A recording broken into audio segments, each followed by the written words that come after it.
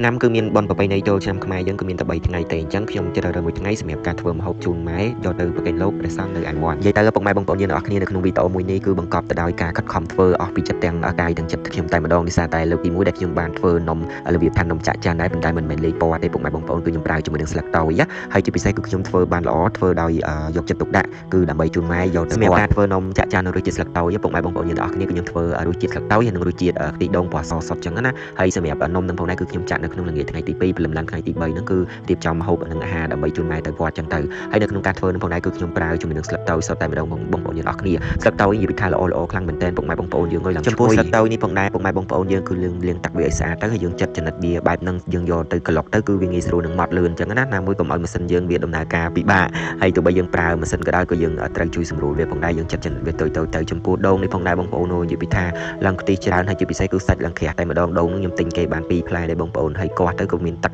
វាផឹកអាចពិសាអាចផោបបានក៏ខ្ញុំ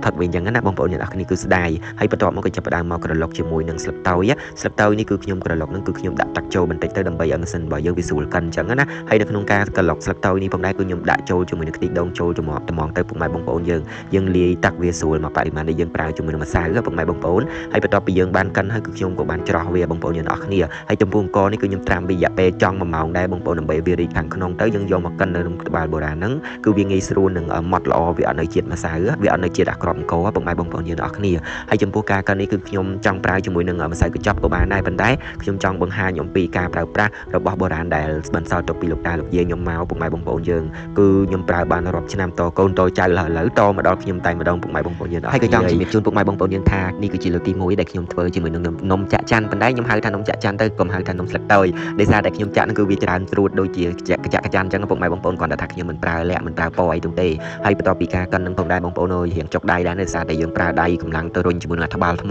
ងប្អូនសាកសម័យមើលចុកដៃខ្លាំងមែនតើណាដោយសារតែក្បាលនឹងរៀងធ្ងន់ដែរបន្ទាប់មកក៏ខ្ញុំចាប់ផ្ដើមមកលាយជាមួយនឹងម្សៅខ្ញុំប្រើជាមួយនឹងម្សៅអង្គរខ្សែដែលយើងបានត្រាំឲ្យកិនហ្នឹងហើយរួមជាមួយនឹងម្សៅ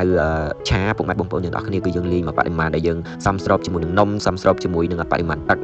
អង្គរទឹកម្សៅហ្នឹងតែពុកម៉ែបងប្អូនយើងអស់គ្នាតែខ្ញុំមិនបានដឹងថាខ្ញុំលាយប្រហែលខាំទេបងប្អូនគឺខ្ញុំអត់បានថ្លឹងទេប៉ុន្តែគឺខ្ញុំស្មានទៅគឺវាត្រូវពេលដែលខ្ញុំធ្វើនំមកគឺវាស្អិតល្មូតល្អឆ្ងាញ់ខ្លាំងមែនតើពុកម៉ែបងប្អូនចំពោះស្ករវិញគឺខ្ញុំប្រើជាមួយនឹងស្ករត្នោតខ្មែរបងប្អូនយើងអស់គ្នាហើយលាយជាមួយនឹងស្ករសបន្តិចទៅបងប្អូនយើងក៏ប្រើជាមួយនឹងស្ករត្នោតសុទ្ធពេលដែលសារតែស្ករត្នោតឥឡូវកំពុងឡើងថ្លៃពុកម៉ែបងប្អូនយើងអស់គ្នាចំពោះការធ្វើនំនេះផងដែរគឺខ្ញុំប្រើផ្លែដូងអស់2បងប្អូនយើងគឺខ្ញុំពុះតែមួយនៅក្នុងវីដេអូឯងប៉ុន្តែបន្ទាប់មកគឺនៅខាងក្រោយវីដេអូនឹងខ្ញុំដាក់មួយផ្លែទៀតបងប្អូនដោយសារតែនំនេះគឺតម្រូវឲ្យយើងប្រើជាមួយនឹងខ្ទិះដូងច្រើនណាបងប្អូនបានឈ្ងុយហើយឆ្ងាញ់បងប្អូនយើងអស់គ្នាឥឡូវគឺខ្ញុំមកលាយបាន2ពណ៌ហើយគឺពណ៌សខ្ទិះដូងហ្នឹងហើយមួយទៀតគឺស្លឹកតើយបងប្អូនពណ៌ស្លឹកតើយឃើញថាស្លឹកតើយឈ្ងុយគ្នាចូលចិត្តគ្នាមែនតើជាមួយនឹងខ្ទិះដូងហ្នឹងហើយបន្ទាប់មកបង្កាត់ភ្លើងបងប្អូននេះដាក់ខ្ទះដាំទឹកឲ្យវាក្តៅឲ្យពុះហើយបន្ទាប់មកក៏យើងដាក់ទឹកចូលទៅបងប្អូនដាក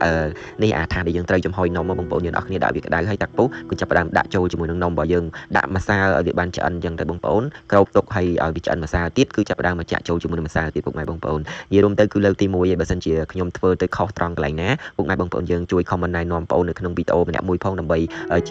កម្លាំងចិត្តដើម្បីជាការយល់ដឹងចំណេះដឹងថ្មីដែលពុកម៉ែបងប្អូនយើងបានដឹងចេះធ្វើអញ្ចឹងណាសម្រាប់បងប្អូនគឺបងប្អូនអត់ចេះទេនេះគឺជាលើកទី1ហើយអញ្ចឹងក៏សូមខន្តីអធិស្ឋានពីពុកម៉ែបងប្អូនយើងផងបើសិនជាបងប្អូនធ្វើខុសចង់ជំរាបជូនថាលើកទី1មែនបងប្អូនប៉ុន្តែដូចជាអត់មានអីពិបាកទេគ្រាន់តែថាយើងត្រូវការចំណាយពេលយូរនៅក្នុងការធ្វើហើយជាពិសេសគឺវាក្តៅដែរហ្នឹងនៅចិត្តផ្ទះរហូតដល់បងប្អូនយើងទាំងអស់គ្នាហើយណាមួយគឺសម្រាប់អាស័យហ្នឹងគឺវាឆេះរៀងខ្លាំងដែរហ្នឹងដោយសារតែអាស័យវាក្រៀមខ្លាំងបងប្អូននេះចំពោះនំនេះគឺខ្ញុំចាក់បានដូចជា7 8សាដែរ9សាដែរពុកម៉ែបងប្អូនយើងគឺខ្ញុំចាក់សារៀងស្ដាងដែរអញ្ចឹងណាគ្រាន់តែថានៅក្នុងវីដេអូហ្នឹងគឺរៀងកាត់បន្តិចហើយពុកម៉ែបងប្អូនដើម្បីកុំឲ្យយូរពុកម៉ែបងប្អូនឥឡូវហ្នឹងគឺនំរបស់ខ្ញុំគឺឆ្អិនរួចរាល់ហើយគ្រាន់តែថាយើងអត់ទាន់បានកាត់ភ្លាមនេះទុកវាតិចព្រលឹមឡើងគឺងើពីងឹតទៅផ្សារតែម្ដងបងប្អូនហើយទៅរកទិញមាន់បានម៉ាច់មួយហើយគឺថែមមួយជាងទៀតដោយសារតែមាន់មួយហ្នឹងគឺវាអត់គ្រប់គីឡូដល់ពេលអញ្ចឹងខ្ញុំទិញថែមមួយជាងទៀតវាឡើងចង់1 គីឡូកន្លះជាងអីចឹងហើយបងប្អូនគឺមកដល់ផ្ទះវិញគឺចាប់ផ្ដើមលាងកលាងអីដាក់ដាំបាយចឹងទៅគឺដើម្បីឲ្យតន់ចង្ហាន់លោកដែលម៉ែគាត់ត្រៀមនឹងទៅវត្តចឹងណាហើយពុកម៉ែបងប្អូននៅព្រឹកឡើងហ្នឹងគឺចំថ្ងៃសិលឡើងចឹងម៉ែគាត់ទៅវត្តមួយសាសិន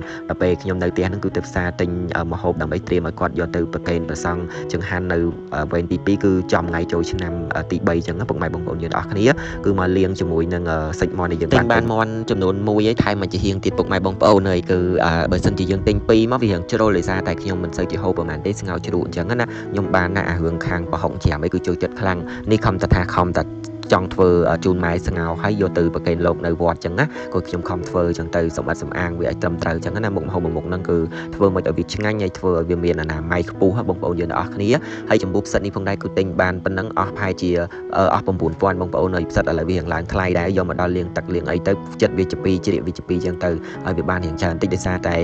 វាផ្សិតនេះគឺវាផ្លែរបស់វាគឺវាធំដែរចឹងណាហើយពុកម៉ែបងប្អូននៃដំណាំវិញនិយាយពីថាតទៅបានស្រោចទឹករាល់ថ្ងៃដូចលហុងឡើងក្រៀមសពូនណាហើយសិចមកដែលខ្ញុំបានចិត្តលាងទឹកវាកាប់វាលាងទឹកហើយហ្នឹងបងប្អូនគឺយកវាត្រូវអាលេងនៅក្នុងឆ្នាំងដើម្បីឲ្យវាចេញជាតិទឹកសាច់មាន់នឹងចោលមួយសាសិនចឹងណាទើបយើងយកមកធ្វើម្ហូបស្ងោរជ្រក់ចំពោះការស្ងោរជ្រក់នេះផងដែរបងប្អូនអាចនឹងថារបស់ខ្ញុំគឺធ្វើគឺសាមញ្ញបងប្អូនគឺខ្ញុំប្រើជាមួយនឹង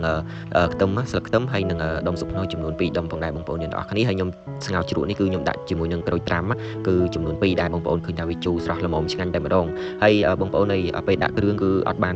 ឲ្យពុកម៉ែបងប្អូនយើងឃើញទេដោយសារតែភ្លេចថតហើយខ្ញុំប្រើជាមួយនឹងគល់ស្លឹកគ្រៃហ្នឹងគឺចំនួន3គល់ដែរបងប្អូនដើម្បីកាត់ជាតិឆ្អាបហើយធ្វើឲ្យសម្លមួយមុខនេះគឺវាបានឈ្ងុយគឺយើងប្រើជាមួយនឹងដុំស៊ុបខ្នុរទៀតគឺរឹតតែឆ្ងាញ់ផងដែរបងប្អូនយើងអរគ្នាឥឡូវគឺសម្លរបស់ខ្ញុំគឺរួចរាល់ហើយពុកម៉ែបងប្អូនហើយគឺស្លទៅគឺអត់មានក្លិនឆ្អាបឬមួយក៏អត់មានអីនោះទេគឺហូបទៅគឺថា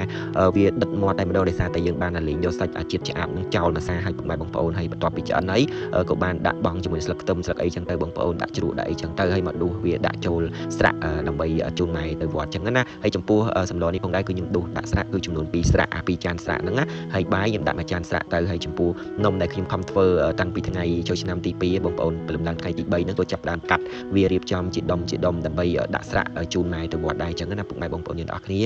នេះគឺជាការធ្វើចេញពីចិត្តរបស់ខ្ញុំបើសិនជាពុកម៉ែបងប្អូនយើងមើលទៅវាមានកំហុសខុសឆ្គងកន្លែងណាអីពុកម៉ែបងប្អូនយើងជួយខមមិនប្រាប់បងប្អូននៅក្នុងវីដេអូផងឃើញថារួចរាល់ហើយពុកម៉ែបងប្អូនអើយទម្រាប់តែរួចហ្នឹងគឺប្រើពេលយូរខ្លាំងមែនតែនចឹងណាសម្រាប់ការធ្វើវីដេអូមួយនេះគឺសូមអធិស្ឋានផងវារៀងយូរនាទីបន្តិចហើយក៏សូមអរគុណសម្រាប់ពុកម៉ែបងប្អូនយើងដែលតែងតែគាំទ្រនិងតាមដានជាមួយនឹងវីដេអូរបស់បងប្អូនកន្លងមកចឹងណាពុកម៉ែបងប្អូនឥឡូវចាប់ផ្ដើមរៀបចំដើម្បីដាក់ចូលចានស្រាក់ដើម្បីជូនម៉ែចឹងណាពុកម៉ែបងប្អូនអើយហើយនំហ្នឹងក៏អត់បានកោសជាមួយនឹងសាច់ដូងដាក់ដែរដោយសារតែខ្ញុំប្រើអស់ហើយទៅរកទិញដូងទៀតគឺវាអត់មានចឹងណាដោយសារតែដូងខែហ្នឹងអាចថាវាសម្បូរតាំងទៅកន្លែងតែបើនៅភូមិរបស់ខ្ញុំគឺអត់សូវមានទេហើយក៏ចាប់ផ្ដើមលើកចានស្រាក់ដើម្បីជូនម៉ែទៅវត្តចឹងទៅពុកម៉ែបងប្អូនយើងអរគ្នាហើយនៅក្នុងវីដេអូនឹងផងដែរគឺបងប្អូនអត់បានសាពះអរគុណទេពុកម៉ែបងប្អូនសាពះម៉ែចឹងណាក៏សូមអធិស្ឋានផងដោយសារតែការថតហ្នឹងគឺវារៀងឡាលអួលវាមានបញ្ហាតិចចឹងពុកម៉ែបងប្អូនក៏សូមអធិស្ឋានផងហ្នឹងហើយពុកម៉ែបងប្អូនយើងបន្តពីម៉ែគាត់មកពីវត្តវិញដោយសារតែម៉ែគាត់ទៅវត្តគឺគាត់អត់នៅដល់ម៉ោង11 12ទេគឺគាត់បញ្ញាប់មកធ្វើការងារផ្ទះបន្តរបស់គាត់ចឹងណាហើយក៏ហៅគាត់មកហូបបាយជាមួយចឹងទៅពុកម៉ែបងប្